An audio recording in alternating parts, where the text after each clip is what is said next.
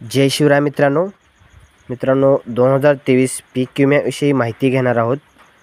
तर शेतकरी मित्रांनो 2023 सोयाबीन या पीक विम्याविषयी आपण माहिती घेणार आहोत। मध्यंतरी नुकसान, पावसाचा खंड, अतिवृष्टी आणि सुरुवातीची क्लेम आणि उशिराचे क्लेम। तर शेतकरी मित्रांनो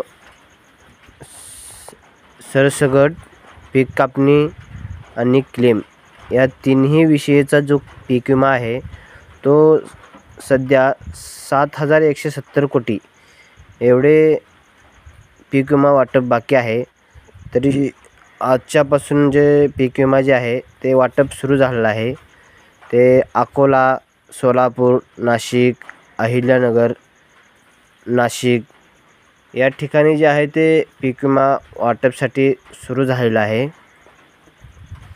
तर शेतकरी मित्रांनो नाशिकमधील सर्व तालुके पात्र आहेत, सोलापूरमध्ये सर्व तालुके प्राप्त आहेत आणि अकोला ह्या जिल्ह्यामध्ये जे पीक विमा वाटप जे आहे ते आजपासून सुरू झालेलं आहे। तरी हा पीक विमा जो आहे तो सरसकट किंवा 75% क्लेमचा असू शकतो।